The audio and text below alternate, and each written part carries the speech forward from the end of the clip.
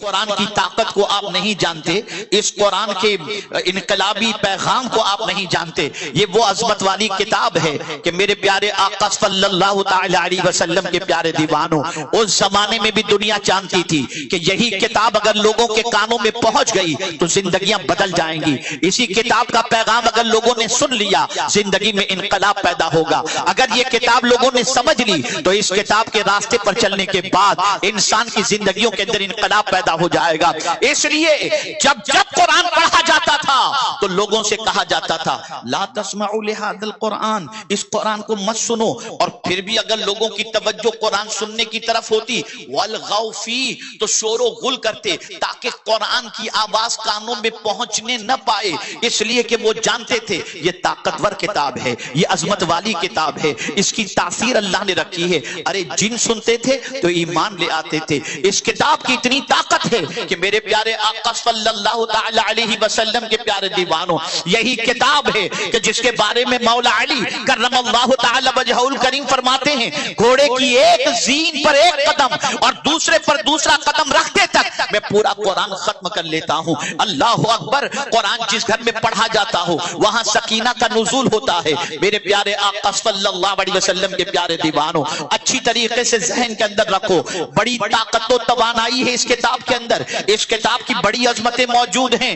اور آپ جانتے ہیں دنیا اسی کتاب سے گھبراتی ہے، اسی کتاب سے گھبراتی ہے، اسی کتاب کے بارے میں ڈرتی ہے، اس لیے کہیں اس کو جلانے کا کام کیا جاتا ہے تاکہ اس کی عظمتیں گھٹا دی جائیں، کہیں اس کے مقابلے میں کوئی دوسری کتاب لانے کی کوشش کی جاتی ہے تاکہ اس کتاب کی جو ہے عظمت گھٹ جائے۔ میرے پیارے آقا صلی اللہ علیہ وسلم کے پیارے دیوانوں، میں حیران ہوں غیر کو اس کتاب کی طاقت کو جان کر یہ کتاب کی آواز کانوں تک نہ پہنچے، اس کے لیے جد و جہد کر رہی ہے، لیکن مسلمان اس کتاب کے بارے میں کچھ نہیں جانتا، اتنی بلندی پر رکھ دیتا ہے کہ ہاتھ بھی نہ پہنچے، اتنی ایسی جگہ رکھ دیتا ہے کہ غلطی سے بھی نہ پہنچے، اتنی گرد و غبار جم جاتی ہے کہ مہینے گزر جاتے ہیں، اسے صاف کرنے کا وقت نہیں ملتا۔ اب سنیے حدیث مبارکہ کا مفہوم آپ کی سماعتوں کے حوالے کروں۔ میرے پیارے آقا صلی اللہ علیہ وسلم کے پیارے دیوانوں، آقا کریم صلی اللہ علیہ وسلم نے فرمایا جس نے قرآن سیکھا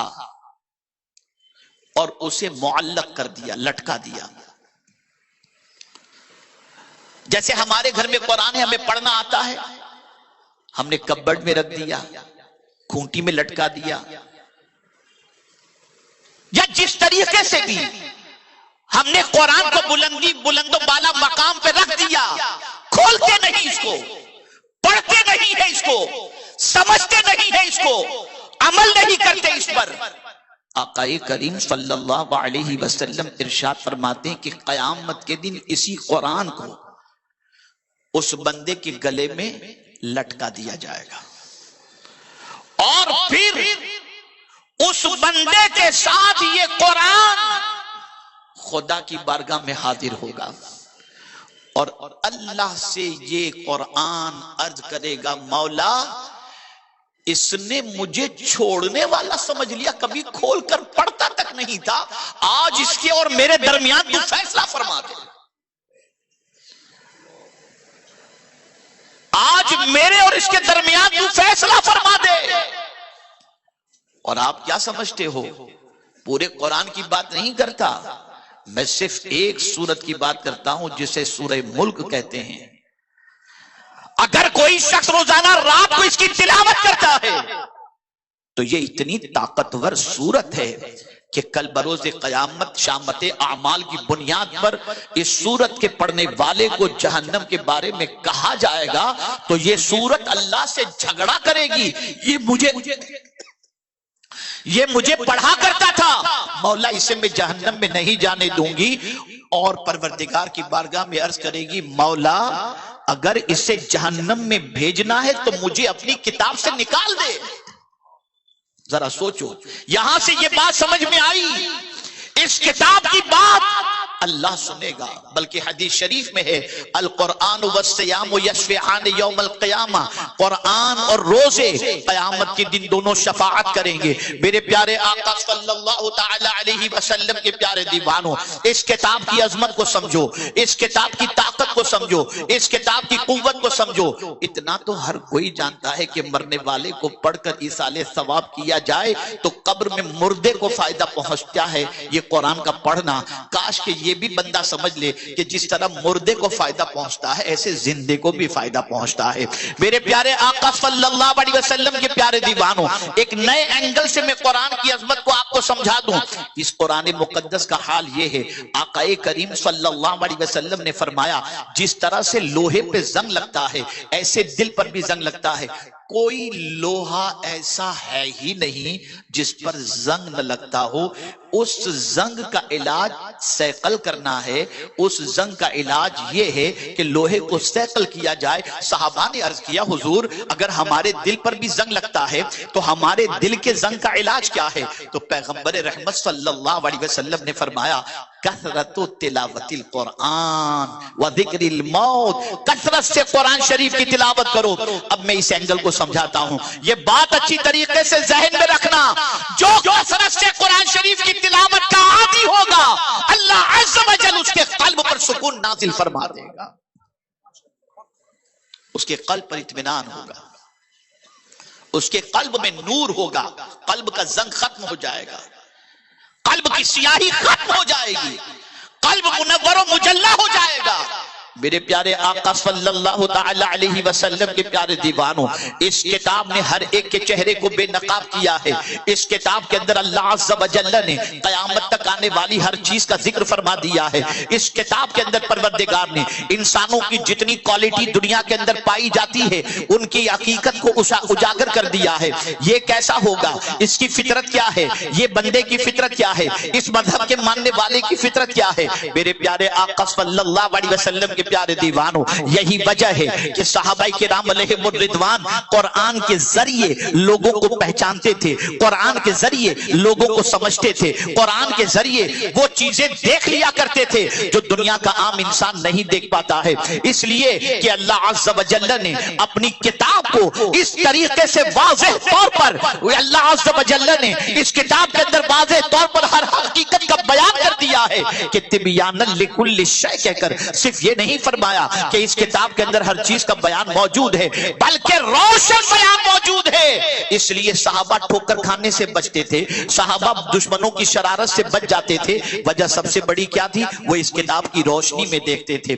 آج ہماری پوزیشن یہ ہے کہ میرے پیارے آقا صلی اللہ علیہ وسلم کے پیارے دیوانوں، اس قرآن سے ہمارا تعلق کمزور ہو چکا.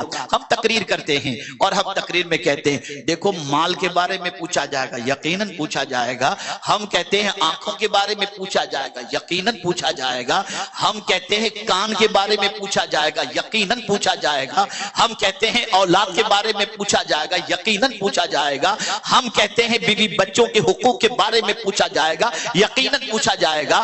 ہم کہتے ہیں پڑوسی کے بارے میں پوچھا جائے گا، یقیناً پوچھا جائے گا. ہم کہتے ہیں قرض کے بارے میں پوچھا جائے گا، یقیناً پوچھا جائے گا. ہم یہ ساری باتیں کرتے ہیں اور کرنا بھی چاہیے. لیکن آج میں جب مطالعہ کر رہا تھا تو میری عقل دنگ رہ گئی. اللہ اللہ قرآن کہہ رہا ہے قل بفضل اللہ وبرحمتہ فبذلک فلیفرحوا، اور یہاں پر فضل سے مراد اسلام بھی لیا گیا اور قرآن بھی لیا گیا، رحمت سے مراد بھی حضور کی ذات، اور اس طریقے سے قرآن بھی لیا گیا، اسلام بھی لیا گیا. اب میں آپ سے پوچھنا چاہتا ہوں، اب جب میں جاتا ہوں سورہ تکاثر کے اندر تو میری عقل دنگ رہ جاتی ہے. میرے پیارے آقا صلی اللہ علیہ وسلم کے پیارے دیوانوں، کبھی ہم نے یہ سوچا کہ اللہ قرآن کے بارے میں بھی پوچھے گا؟ اس لیے کہ قرآن کہتا ہے ثم لتسألن یومئذ عن النعیم، بے شک قیامت کے دن تم سے ہر نعمت کے بارے میں سوال پوچھا جائے گا. اب میں آپ سے پوچھتا ہوں، جب ساری نعمتوں کے بارے میں ہم جانتے ہیں کہ ان نعمتوں کے بارے میں سوال پوچھا جائے گا، تو کیا قرآن کو اللہ کی بڑی نعمت نہیں سمجھتے؟ کیا قرآن کو اللہ کی عظیم نعمت نہیں سمجھتے؟ کیا قیامت میں ہم سے پوچھا نہیں جائے گا اے بندے تو نے قرآن سے کیا تعلق قائم کیا، تو نے قرآن پر کتنا عمل کیا، قرآن کو کتنا پڑھا؟ آپ جانتے ہیں قرآن کی جگہ، غور سے سنیے گا، قرآن کی جگہ پاک نہیں ہے، قرآن کی جگہ جو ہے کوئی کھوٹی نہیں ہے، سب سے زیادہ قرآن کی جگہ دل ہے، دل۔ اس لیے اللہ عز و جل نے اس قرآن کو جب نازل کرنا چاہا تو کسی اور جگہ کا انتخاب نہیں، قلب مصطفیٰ صلی اللہ علیہ وسلم کا انتخاب فرمایا۔ میرے پیارے آقا صلی اللہ علیہ وسلم کے پیارے دیوانوں، اب یہ دل قرآن سے خالی ہوتا جا رہا ہے، اس دل میں قرآن مقدس کی تلاوت کا جذبہ موجود نہیں، اس پر عمل کا جذبہ موجود نہیں، اس کو سننے کا جذبہ موجود نہیں، اس کی محبت دل کے اندر جیسی ہونی چاہیے ویسی نہیں۔ اب پھر میں آپ سے پوچھتا ہوں، جب اس حد تک ہماری کیفیت بن چکی ہو کہ ہم نہ روزانہ قرآن کھولتے ہوں، نہ روزانہ قرآن کی تلاوت کرتے ہوں، اور یہ بھی یاد رکھیں کہ محبت رسول صلی اللہ علیہ وسلم کی علامتوں میں سے ایک علامت یہ بھی ہے کہ وہ عاشق رسول ہوگا تو قرآن کی تلاوت بھی ضرور کرے گا، یہ بھی ایک علامت محبت میں سے۔ اور میں نے تو جب علامہ اسماعیل حقی رحمت اللہ تعالی علیہ کا یہ قول تفسیر روح البیان میں جب میں نے پڑھا تو میری عقل دنگ رہ گئی۔ کسی نے پوچھا، علامہ اسماعیل حقی رحمت اللہ تعالی علیہ فرماتے ہیں، کسی سے پوچھا گیا کہ مجھے حضور کی زیارت کرنی ہے، کوئی نسخہ ہو تو بتائیں، تو انہوں نے فرمایا، کہنے والے نے کہا تو قرآن کو دیکھا کر، ایک دن صاحب قرآن کا جلوہ بھی نظر آ جائے گا۔ آپ ذرا سوچو تو صحیح، یہ قرآن ہے۔ میرے پیارے آقا صلی اللہ علیہ وسلم کے پیارے دیوانوں، میں کسی غیروں کے علاقے کے اندر نہیں بیٹھا ہوں، اس وقت جس شہر کے اندر بیٹھ کر کے میں اپنی گفتگو کر رہا ہوں یہ مسلمانوں کا اکثریتی علاقہ ہے، ہزاروں کی تعداد میں نہیں، لاکھوں کی تعداد میں یہاں مسلمان آباد ہیں۔ میں پوچھنا چاہتا ہوں کتنے گھر ہیں جس میں روزانہ قرآن کھلتا ہے، اور اس سے بھی سخت سوال میں اور پوچھنا چاہتا ہوں کتنے ہمارے نوجوان ہیں جو قرآن پڑھنا جانتے ہیں؟ یہ ہے تعلق تمہارا قرآن سے، یہ اس کتاب کے ساتھ تمہارا تعلق ہے۔ جس رسول کے ماننے والے ہیں ہم، اس رسول کو تو کفار قریش سے شکایت تھی کہ مولا تو نے مجھے ان میں رسول بنا کر کے بھیجا اور تیری کتاب کے ذریعے ان کی رہنمائی کے لیے بھیجا، انہوں نے تو قرآن کو چھوڑنے والا سمجھ لیا، بے اعتنائی برت رہی اس قرآن سے۔ تو کفار اگر قرآن سے بے اعتنائی برتیں تو حضور کو اتنی تکلیف ہو، اور قرآن کے ماننے والا اگر قرآن کو طاق کی زینت بنا دے تو حضور کو کتنی تکلیف پہنچے گی۔ آقا کریم صلی اللہ علیہ وسلم کے قلب اطہر پر کیا گزرے گا؟ موضوع بڑا طویل ہے، وقت بڑا مختصر ہے۔ اے رسول اعظم صلی اللہ علیہ وسلم کے دیوانوں، تاریخ اٹھا کر کے دیکھو، لوگوں کی زندگی میں انقلاب اور سیدھے راستے کا انہیں مسافر سب سے زیادہ اگر کسی چیز نے بنایا ہے تو وہ قرآن کی اثر انگیزی نے۔ یہ قرآن ہی تھا جسے سننے کے بعد ایوان باطل میں زلزلہ پیدا ہو جاتا۔ یہ قرآن ہی ہے جس کی طاقت کے سامنے دنیا سرخمیدہ ہے۔ قرآن کا چیلنج 1400 سال پہلے بھی تھا اور آج بھی ہے، ایک آیت جیسی آیت لا کر بتاؤ۔ دنیا ترقی کی 1000 منزلیں طے کر لے، لیکن قرآن کی ایک آیت جیسی آیت بنانے کی طاقت دنیا کے سارے سائنٹسٹ، پروفیسرز، ریسرچ اسکالرز، اور چاہے کوئی بھی ہو سب مل کر کے بھی کوشش کرے تو قرآن کی ایک آیت جیسی آیت نہیں لا سکتے۔ یہ کتاب، کیا تعلق ہے ہمارا اس کتاب سے؟ کیا رشتہ ہے اس کتاب سے؟ تلاش کرتے ہو نا؟ کیوں ہم زوال پذیر ہیں؟ جاننا چاہتے ہو کہ ہمیں کیوں چلنے کا ڈھنگ نہیں آتا؟ جاننا چاہتے ہو کہ ہم بے روی کے کیوں شکار ہیں؟ جاننا چاہتے ہو کہ ہمارے اندر طریقہ گفتگو کیوں نہیں؟ جاننا چاہتے ہو کہ آداب خورد و نوش ہمارے پاس کیوں نہیں؟ جاننا چاہتے ہو کہ زمانہ اپنے پیروں تلے کیوں روند رہا ہے؟ ایک ہی وجہ ہے، وہ زمانے میں معزز تھے مسلمان ہو کر، آج ہم خوار ہوئے تاریک قرآن ہو کر۔ ہم نے قرآن چھوڑا، ہم زوال پذیر ہو گئے۔ ہم نے قرآن سے تعلق کمزور کیا، ہم زوال پذیر ہو گئے۔ اور خدا کی قسم، اس حدیث کے ذریعے اگر آپ سمجھیں تو اس کتاب کی عظمت آپ کو مزید سمجھ میں آ جائے گی۔ آقا کریم صلی اللہ علیہ وسلم فرماتے ہیں ان اللہ یرفع بہذا الکتاب اقواما ویضع بہ آخرین۔ آقا کریم صلی اللہ علیہ وسلم فرماتے ہیں کہ بے شک اللہ اس کتاب کی وجہ سے ایک قوم کو بلندی عطا کرے گا اور اس کو چھوڑنے کی وجہ سے ایک قوم کو پروردگار ہلاک فرما دے گا، زوال پذیر فرما دے گا۔ جو چھوڑے گا وہ گرے گا، جو چھوڑے گا وہ تباہ ہوگا، جو چھوڑے گا وہ برباد ہوگا۔ قرآن چھوڑ کر کے کوئی ترقی نہیں کر سکتا، اور نہ دامن مصطفیٰ صلی اللہ علیہ وسلم چھوڑ کر کوئی ترقی کر سکتا ہے۔ ابھی سنی دعوت اسلامی بھیونڈی کے دفتر میں بیٹھا ہوا تھا، تقریر کی یہاں کے بارے میں کچھ تھوڑی سی تیاری کر رہا تھا، کچھ کتاب دیکھ رہا تھا۔ اللہ اکبر، میرے علماء ساتھی جتنے تشریف فرما ہیں، میری اصلاح کی غرض سے میں ان کی توجہ چاہوں گا۔ اس حدیث کو پیش نظر رکھیں، اس حدیث کو پیش نظر رکھیں۔ اور وہ حدیث کیا ہے؟ اسی حدیث پر میں اپنی گفتگو کو ختم کرتا ہوں۔ آقا کریم صلی اللہ علیہ وسلم نے فرمایا، ہم چاہتے ہیں نا ہماری اولاد کی اصلاح ہو جائے، ہم چاہتے ہیں ہماری قوم کی اصلاح ہو جائے، ہم چاہتے ہیں معاشرے کی اصلاح ہو جائے، ہم چاہتے ہیں کہ لوگوں کی اصلاح ہو جائے۔ کیسے اصلاح ہوگی؟ کس طریقے سے سدھار پیدا ہوگا؟ پیغمبر رحمت صلی اللہ علیہ وسلم نے ارشاد فرمایا، لا يصلح آخر هذه الامہ الا بما صلح به اولها۔ رسول اعظم صلی اللہ علیہ وسلم نے فرمایا، اس امت کے آخری حصے کی اصلاح، یعنی یہ جو قیامت سے پہلے کی امت ہے نا، آخری کیسے اصلاح ہوگی حضور بتا رہے ہیں صلی اللہ علیہ وسلم، اس امت کے آخری حصے کی اصلاح نہیں ہوگی مگر صرف اسی طریقے پر جس پر کہ پہلے حصے کی اصلاح ہوئی تھی۔ یعنی شروع میں جن لوگوں کی اصلاح جس وجہ سے ہوئی تھی، آج بھی اسی امت کی، اس امت کی اصلاح اسی طریقے پر ہوگی۔ اور وہ کون سی چیز تھی؟ وہ قرآن تھا، قرآن جس کی وجہ سے پہلی امت کی اصلاح ہوئی اور پہلے کے لوگوں کی اصلاح ہوئی۔ آج قرآن ہمارے یہاں سے نکل گیا۔ مجھے تو کبھی کبھی حیرت ہوتی ہے، جس رسول پر قرآن نازل ہوا اس رسول سے مولا فرماتے اتلو ما اوحی، میرے محبوب تلاوت کرو جو میں نے تم پر وحی کی ہے۔ اللہ اکبر، حضور سے کہا جا رہا ہے، جن پر قرآن نازل ہوا ان سے کہا جا رہا ہے کہ قرآن کی تلاوت کرو، اور ہماری قوم کے پاس وقت نہیں۔ خدا را اپنی اصلاح کریں۔ اور ایک بات اور عرض کر دوں،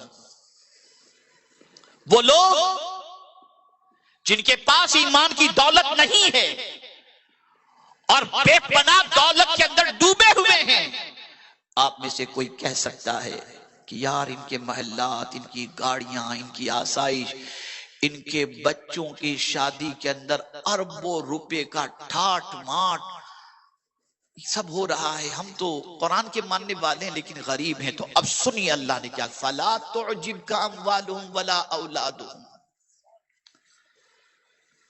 یہ اللہ فرما رہا ہے، میں نہیں کہہ رہا۔ فَلَا تُعْجِبْكَ أَمْوَالُهُمْ وَلَا أَوْلَادُهُمْ إِنَّمَا يُرِيدُ اللَّهُ لِيُعَذِّبَهُمْ بِهَا فِي الدُّنْيَا۔ اللہ فرماتا ہے تعجب نہ کرو ان کے مال کو دیکھ کر، ان کی اولاد کو دیکھ کر، اور مال و اولاد کی کثرت کو دیکھ کر، ان کا یہ سب کچھ دیکھ کر تعجب مت کرو۔ تم جانتے ہو میں نے ان کو کیوں دیا؟ اللہ فرماتا ہے کہ میں نے ان کو اس لیے دیا ہے کہ ان کو میں سخت عذاب کے اندر گرفتار کروں گا۔ اب دیکھنے کی چیز کیا ہے، میں عرض کر کے اپنی گفتگو کو ختم کرتا ہوں۔ دیکھنے، حالانکہ میں آیت کے ایک ہی ٹکڑے پر میں نے گفتگو کی، دوسرا ٹکڑا اتنا ایفیکٹو اور انٹریسٹنگ ہے کہ اگر آپ اس کو سمجھ لیں تو آپ کی زندگی کا بہت بڑا مسئلہ حل ہو سکتا ہے، لیکن وقت اتنا نہیں۔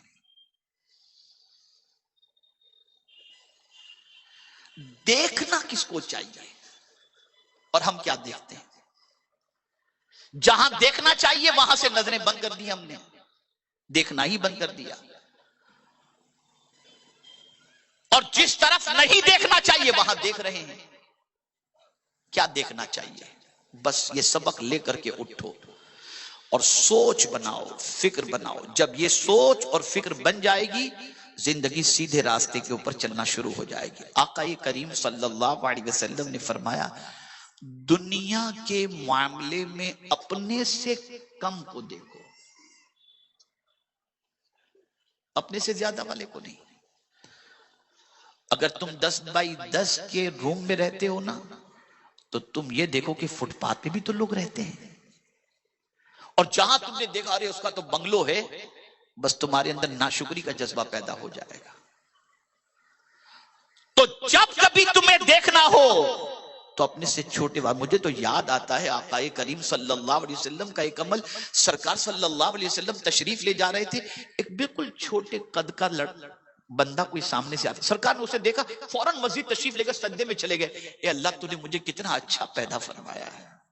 سوچیے،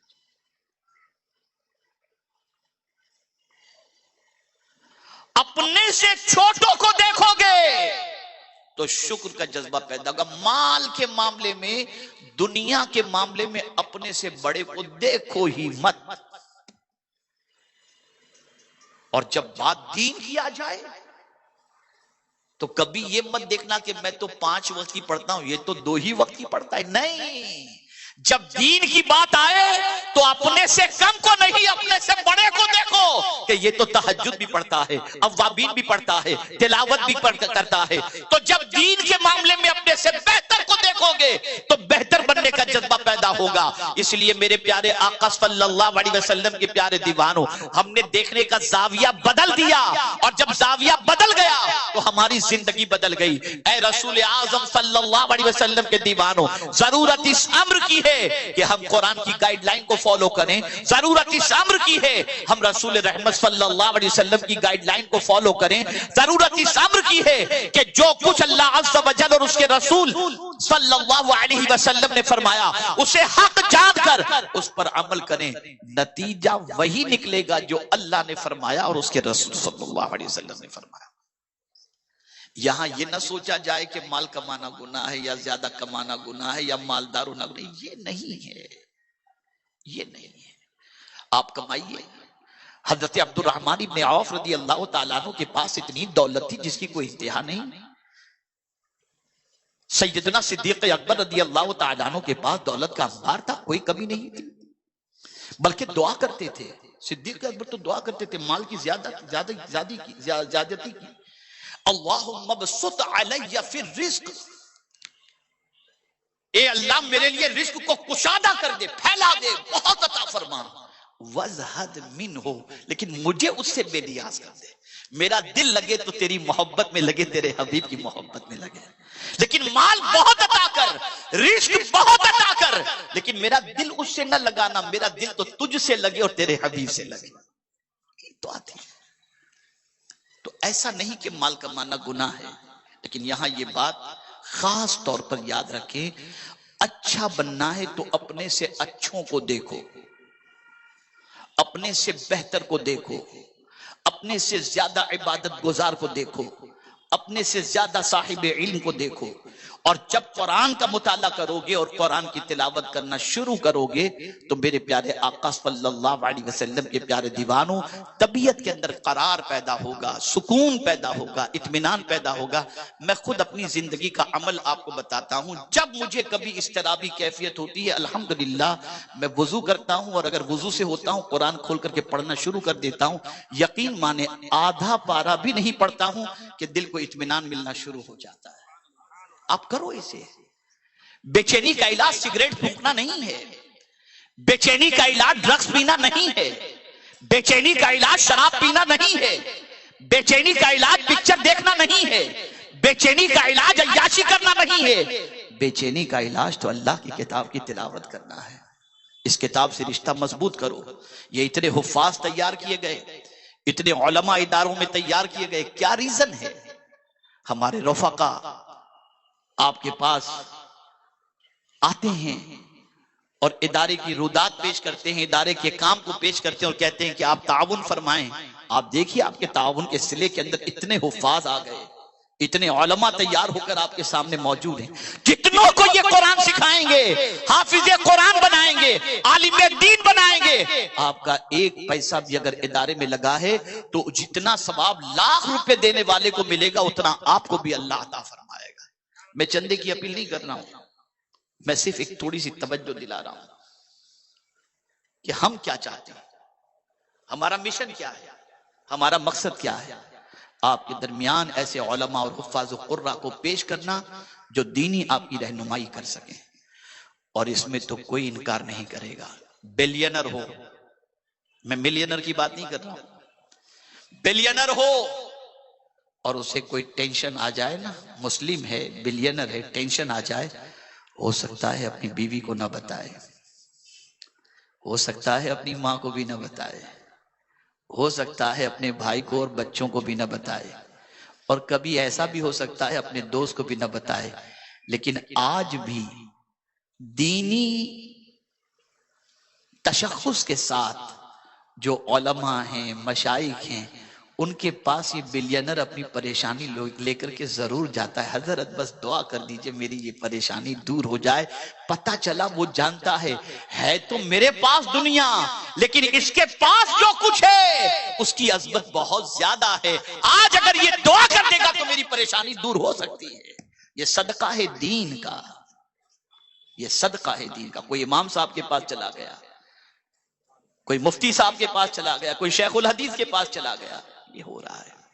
خیر، آج مجھے آپ کو پیغام بس اتنا دینا ہے، اس کتاب سے اپنے تعلق کو مضبوط کرو.